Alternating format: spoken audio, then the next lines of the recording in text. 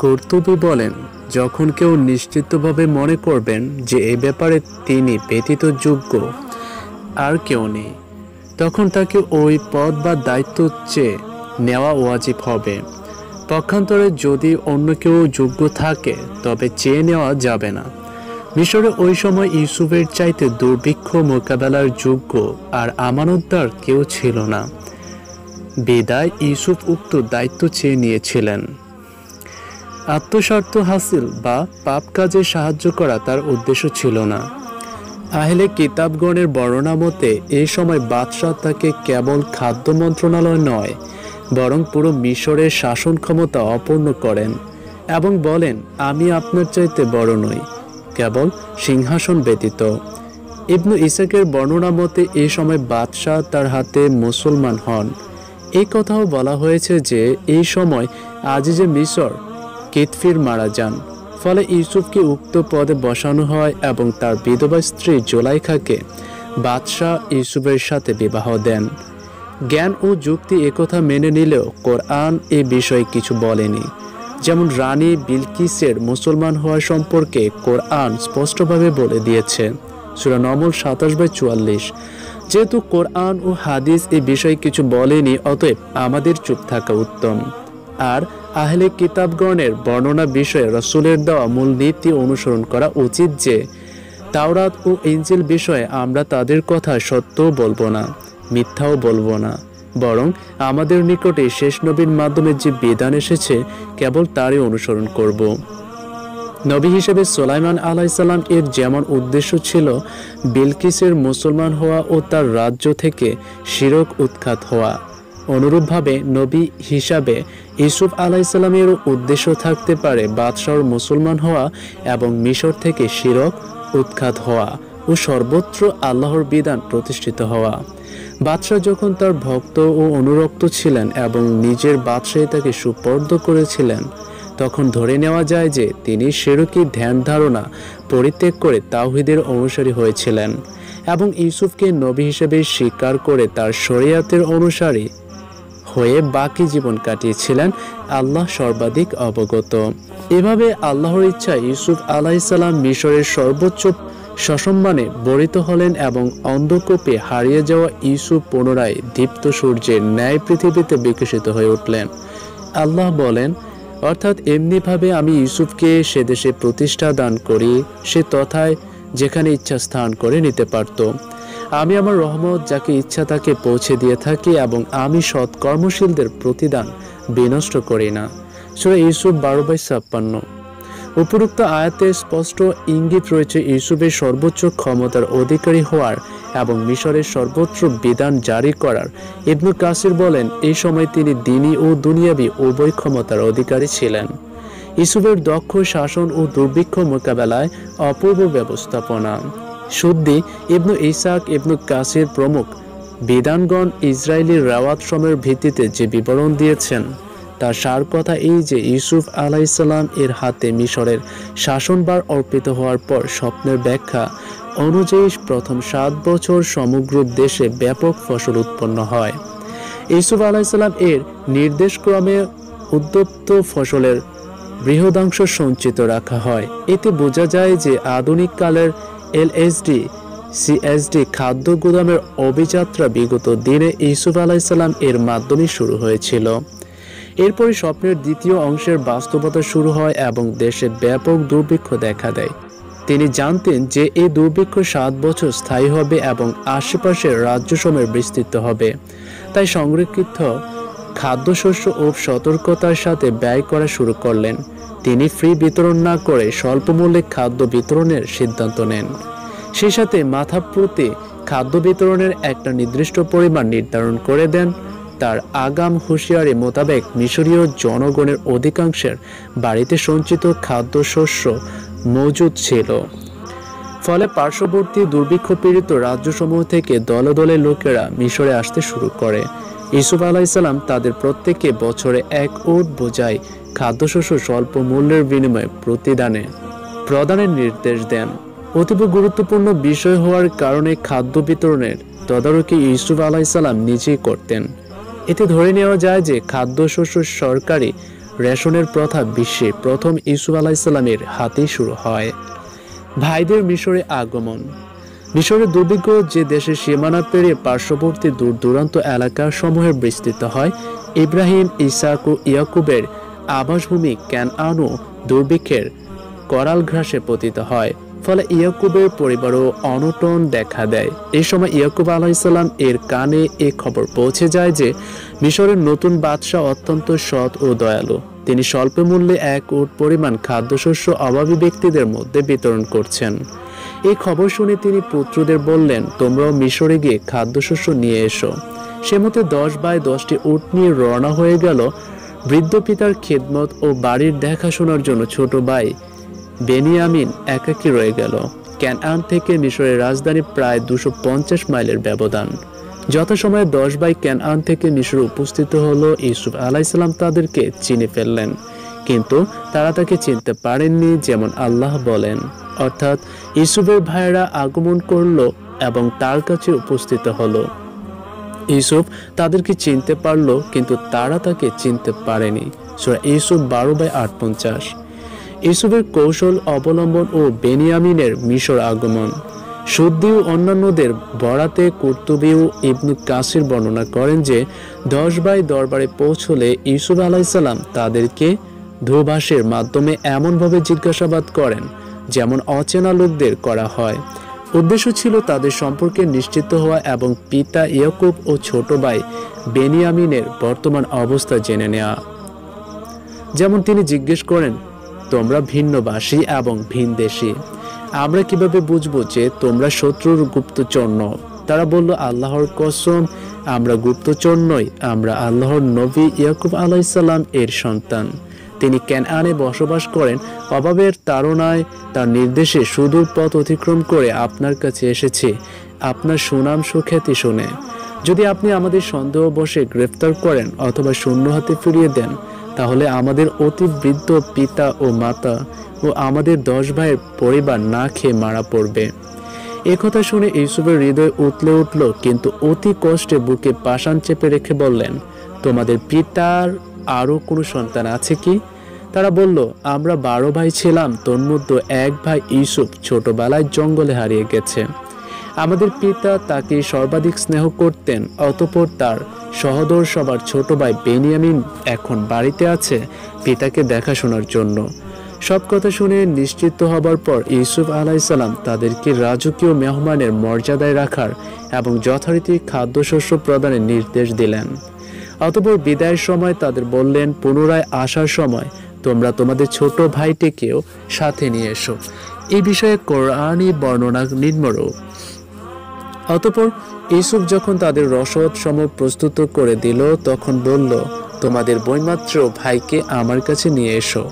তোমরা কি দেখছো না যে আমি মাপপূর্ণভাবে দিয়ে থাকি এবং মেহমানদের উত্তম সমাদর করে থাকি? কিন্তু যদি তোমরা তাকে আমার কাছে না আনো, তবে আমার কাছে তোমাদের কোনো বরাদ্দ নেই এবং তোমরা আমার নিকটে পৌঁছতে পারবে না। ভাইরা বলল, আমরা তার সম্পর্কে তার পিতাকে রাজি করার চেষ্টা করব এবং আমরা এই কাজ অবশ্যই করব। সূরা ইউসুফ 12/59-61।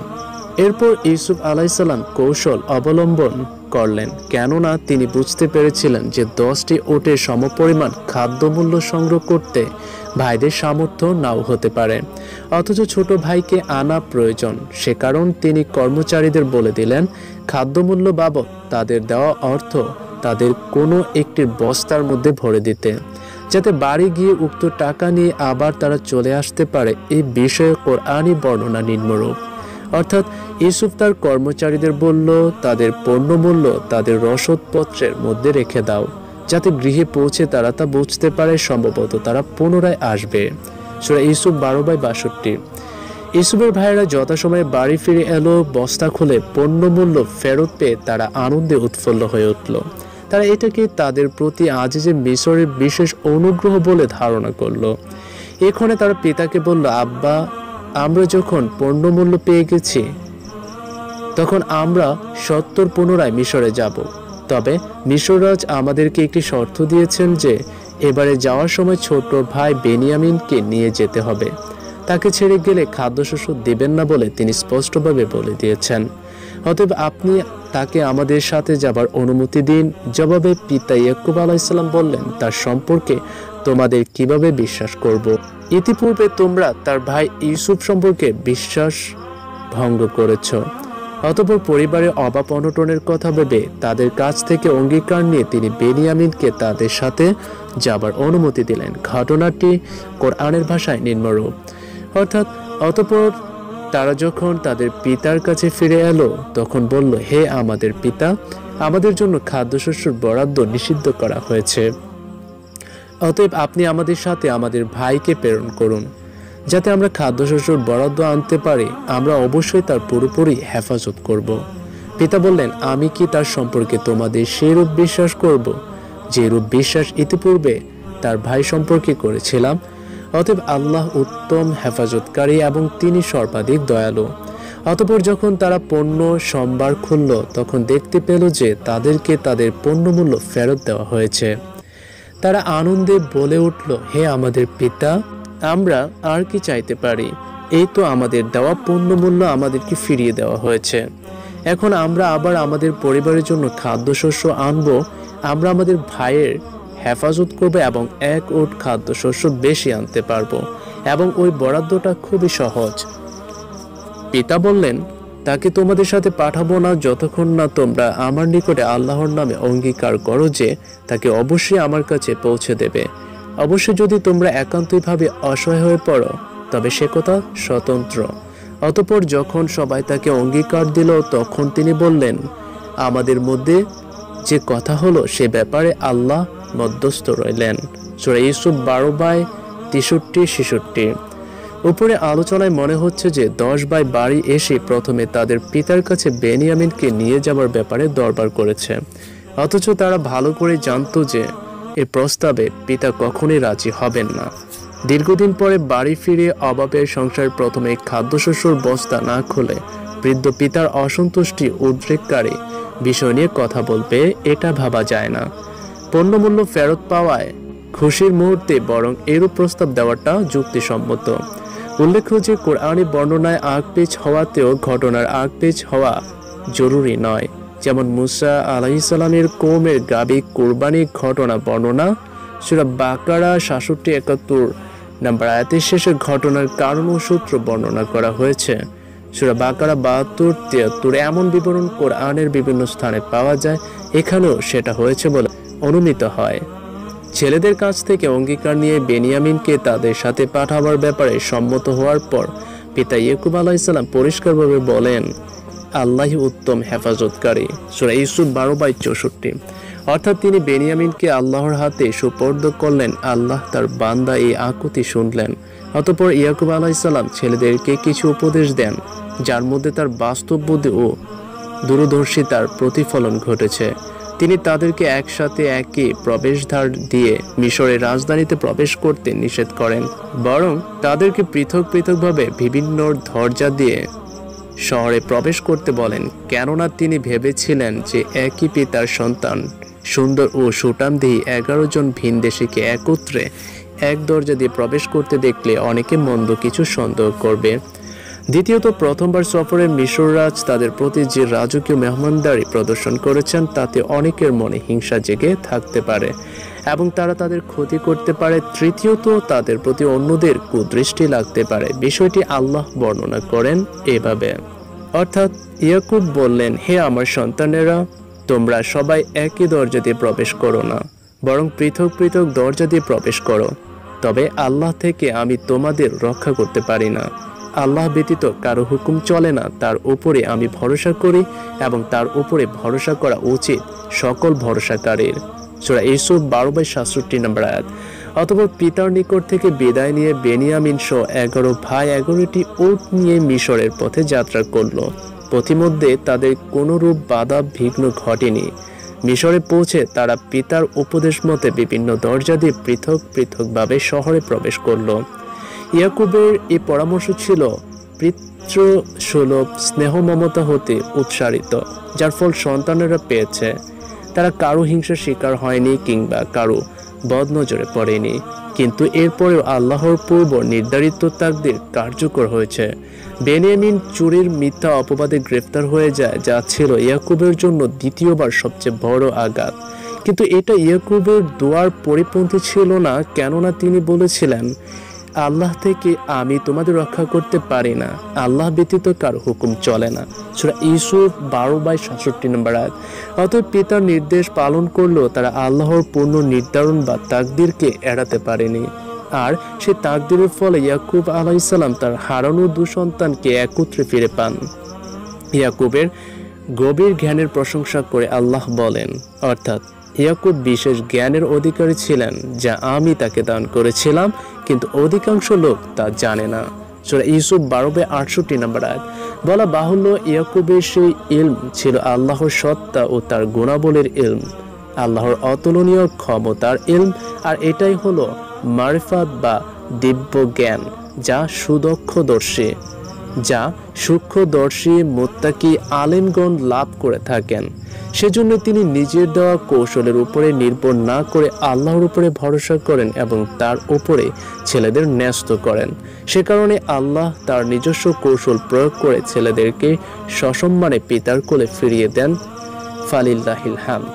উক্ত বিষয়গুলি কোরআনে বর্ণিত হয়েছে নিম্নরূপে, অর্থাৎ তারা যখন তাদের পিতার নির্দেশনা মতে শহরে প্রবেশ করল, তখন আল্লাহর বিধানের বিরুদ্ধে তাদের বাঁচাতে পারল না, অর্থাৎ তাদের সেই কৌশল কাজে আসলো না এবং বেনিয়ামিন গ্রেফতার হলো। কেবল ইয়াকুবের একটি প্রয়োজন, অর্থাৎ ছেলেদের দেওয়া পরামর্শে, যা তার মনের মধ্যে অর্থাৎ স্নেহ মিশ্রিত তাগিদ ছিল, যা তিনি পূর্ণ করেছিলেন। বস্তুত তিনি তো ছিলেন একজন জ্ঞানী, যে জ্ঞান আমরা তাকে শিক্ষা দিয়েছিলাম, অর্থাৎ আল্লাহর সত্তা ও গুণাবলী সম্পর্কে প্রকৃত জ্ঞান, কিন্তু অধিকাংশ মানুষ তা জানে না। অতঃপর যখন তারা ইউসুফের নিকটে উপস্থিত হলো, তখন সে তার ভাই বেনিয়ামিনকে নিজের কাছে রেখে দিল এবং গোপনে তাকে বলল, নিশ্চয়ই আমি তোমার সহোদর ভাই ইউসুফ, অতএব তাদের অর্থাৎ সৎ ভাইদের কৃতকর্মের জন্য দুঃখ করো না। সূরা ইউসুফ 12/68-69। বেনিয়ামিনকে আটকে রাখা হলো। সহোদর ছোট ভাই বেনিয়ামিনকে রেখে দেবার জন্য ইউসুফ আলাইহিস সালাম আল্লাহর হুকুমে একটি বিশেষ কৌশল অবলম্বন করলেন। যখন সকল ভাইকে নিয়ম মাফিক খাদ্যশস্য প্রদান করা হলো এবং পৃথক পৃথক বস্তায় পৃথক নামে পৃথক উটের পিঠে চাপানো হলো, তখন গোপনে বেনিয়ামিনের বস্তার মধ্যে বাছর নিজস্ব ব্যবহৃত স্বর্ণ বা রূপ্য নির্মিত ওজন পাত্র, যা ছিল অতীব মূল্যবান, সেটিকে ভরে দেওয়া হলো। অতঃপর কাফেলা বের হয়ে কিছু দূরে গেলে পিছন থেকে জৈনিক রাজকর্মচারী ছুটে গিয়ে উচ্চস্বরে ঘোষণা করল, হে কাফেলার লোকেরা, তোমরা চোর, দাঁড়াও, তোমাদের তল্লাশি করা হবে। ঘটনাটি বর্ণনা কোরআনের ভাষায় নিম্নরূপ, অর্থাৎ অতঃপর যখন ইউসুফ তাদের জন্য খাদ্যশস্য প্রস্তুত করে দিচ্ছিল, তখন একটি পাত্র তার সহোদর ভাইয়ের বরাদ্দ খাদ্যশস্যর মধ্যে রেখে দিল। অতঃপর একজন ঘোষক ডেকে বলল, হে কাফেলার লোকজন, তোমরা অবশ্যই চোর। এ কথা শুনে তারা ওদের দিকে মুখ ফিরিয়ে বলল, তোমাদের কি হারিয়েছে? তারা বলল, আমরা বাছর ওজন পাত্র হারিয়েছি, যে কেউ এটা এনে দেবে সে 1 উটের বোঝা পরিমাণ মাল পাবে এবং আমি এটার জামিন রইলাম। তারা বলল, আল্লাহর কসম, তোমরা তো জানো যে আমরা এদেশে কোনরূপ অনর্থ ঘটাতে আসিনি এবং আমরা কখনোই চোর নই। বাদশাহ লোকেরা বলল, যদি তোমরা মিথ্যাবাদী হও, তবে যে চুরি করেছে তার শাস্তি কি হবে? তারা বলল, আমাদের নবী ইয়াকুবের শরিয়াত অনুযায়ী এর শাস্তি এই যে, যার খাদ্যশস্য বস্তা থেকে এটা পাওয়া যাবে, তার শাস্তির স্বরূপ সে মালিকের গোলাম হবে। আমি জালেমদেরকে এভাবেই শাস্তি দিয়ে থাকি। সূরা ইউসুফ 12/70-75। এভাবে ইউসুফ তার ভাইদের মুখ দিয়ে তাদের শরিয়াতের বিধান জেনে নিলেন এবং সভাসদগণ সবাই তা জানল। যদিও ইউসুফ তার পিতার শরিয়াতের বিধান জানতেন এবং নিজেও নবী ছিলেন। আল্লাহ বলেন, অর্থাৎ অতঃপর ইউসুফের নির্দেশ মোতাবেক তার ভাইয়ের বস্তার পূর্বে ঘোষক অন্য ভাইদের বস্তার তল্লাশি শুরু করলো। অবশেষে পাত্রটি তার সহোদর ভাইয়ের বস্তা থেকে বের করলো। এমনিভাবে আমি ইউসুফকে কৌশল শিক্ষা দিয়েছিলাম, সে বাদশাহর প্রচলিত আইনে আপন ভাইকে কখনো নিজ অধিকারে নিতে পারত না, আল্লাহর ইচ্ছা ব্যতীত। আমি যাকে ইচ্ছা মর্যাদার উন্নীত করি এবং সত্য কথা এই যে প্রত্যেক জ্ঞানের উপরে জ্ঞানী আছেন। সূরা ইউসুফ 12-76। শিক্ষণীয় বিষয়, আল্লাহর উপরোক্ত বক্তব্যের মাধ্যমে এই কথা বোঝানো হয়েছে যে ভাইদের মর্যাদার চেয়ে ইউসুফের মর্যাদা আল্লাহ অধিক উন্নত করেছেন। এতদ্ব্যতীত এই বিষয়ে ইঙ্গিত রয়েছে যে ইয়াকুব আলাইহিস সালাম নিজ জ্ঞান মোতাবেক বেনিয়ামিনকে তার কাছে ফিরিয়ে আনার জন্য ছেলেদের কাছ থেকে অঙ্গীকার নেওয়ার মাধ্যমে যে কৌশল অবলম্বন করেছিলেন তার চাইতে ইউসুফের মাধ্যমে আল্লাহ যে জ্ঞানের প্রকাশ ঘটিয়েছেন তা ছিল অনেক ঊর্ধ্বের এবং অনেক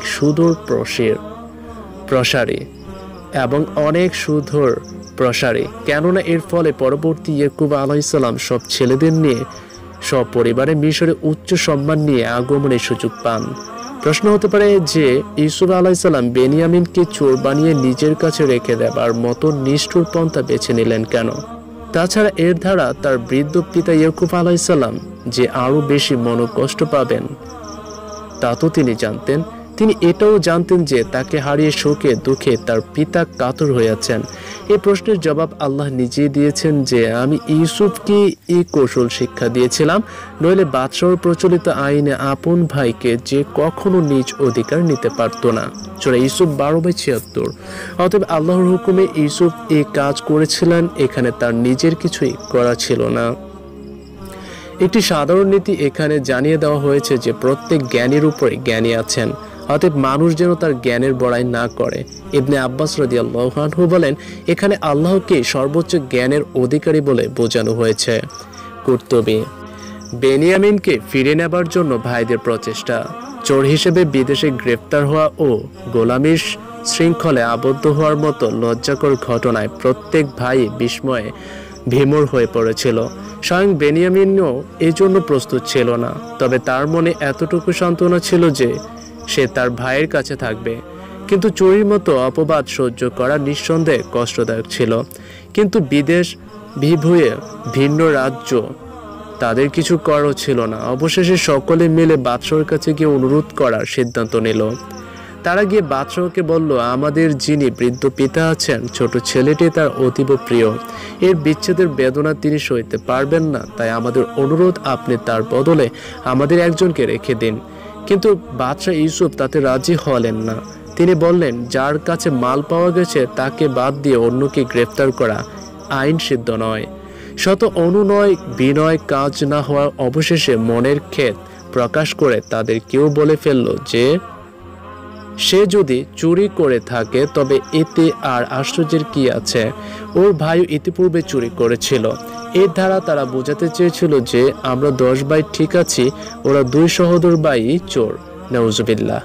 ইউসুফকে কাছে রাখার জন্য শৈশবে তার স্নেহপরায়ণ ফুফু যে চুরির ঘটনা সাজিয়েছিল সে ঘটনার দিকেই তারা ইঙ্গিত করেছিল, যে ইতিপূর্বে বর্ণিত হয়েছে, যদিও তারা ভালোভাবে জানতো যে সেটা ছিল একেবারে মিথ্যা এবং সাজানো বিষয়, কিন্তু সেটাকে সত্যিকার চুরি বলে আখ্যায়িত করল বেনিয়ামিনের প্রতি আক্রোশবশত। ইউসুফ শুনে ধৈর্য ধারণ করলেন ও মনের দুঃখ মনে চেপে রাখলেন। এভাবে বাদশাহর কাছ থেকে নিরাশ হয়ে বেনিয়ামিনকে ছেড়ে যখন তারা বেরিয়ে এলো, তখন তাদের বড় ভাই ইয়াহুদা অন্য ভাইদের বলল, তোমরা পিতার কাছে ফেরত যাও এবং তাকে সব খুলে বলো। আমি এখান থেকে ফেরত যাব না যতক্ষণ না পিতা আমাকে আদেশ দেন কিংবা আল্লাহ আমার জন্য কোনো ফয়সালা করেন। উল্লেখ্য, এই বড় ভাইয়ের হাতে তার পিতা বেনিয়ামিনকে সুপর্দ করেছিলেন এবং ইতিপূর্বে এই বড় ভাই ইউসুফকে হত্যা না করার জন্য অন্য ভাইদের পরামর্শ দিয়েছিল এবং সেই গোপনে জঙ্গলের সেই অনুকূপে ইউসুফের জন্য খাদ্য সরবরাহ করেছিল ও সারাক্ষণ তার তদারকি করত, যা ইতিপূর্বে বর্ণিত হয়েছে। উপরোক্ত ঘটনাটি কোরআনে আঁকপিচ করে বর্ণিত হয়েছে, যেমন সেখানে ইউসুফের সামনে আগে ইউসুফের চুরির ঘটনা বলা হয়েছে, অথচ শুরুতেই এটা বলা অযৌক্তিক ও অসমীচীন, কেননা তাতে বেনিয়ামিন যে আসলে চোর সে কথা পরোক্ষভাবে স্বীকার করা হয়, অথচ তারা প্রথমে সেটা অস্বীকার করেছিল এবং সেটাই স্বাভাবিক। এই বিষয়ে কোরআনী বর্ণনা নিম্নরূপ, অর্থাৎ তারা বলতে লাগলো, যদি সে চুরি করে থাকে তবে তার এক ভাই ইতিপূর্বে চুরি করেছিল। তখন ইউসুফ প্রকৃত ব্যাপার নিজের মনের মধ্যে রাখলো, তাদেরকে প্রকাশ করলো না। মনে মনে বললেন, তোমরা লোক হিসেবে খুবই মন্দ এবং আল্লাহ সে বিষয়ে ভালোভাবে জ্ঞাত যা তোমরা বলছো। তারা বলতে লাগলো, হে আজিজ, অর্থাৎ ইউসুফ, তার পিতা আছেন অতিশয় বৃদ্ধ, অতএব আপনি আমাদের একজনকে তার বদলে রেখে দিন। আমরা আপনাকে অনুগ্রহশীলদের মধ্যকার একজন বলে দেখতে পাচ্ছি। সে বলল, যার কাছে আমরা আমাদের মাল পেয়েছি তাকে ছেড়ে অন্যকে গ্রেফতার করা থেকে আল্লাহ আমাদেরকে রক্ষা করুন। এমনটি করলে তো আমরা নিশ্চিতভাবে জুলুমকারী হয়ে যাব। সূরা ইউসুফ 12/77-79।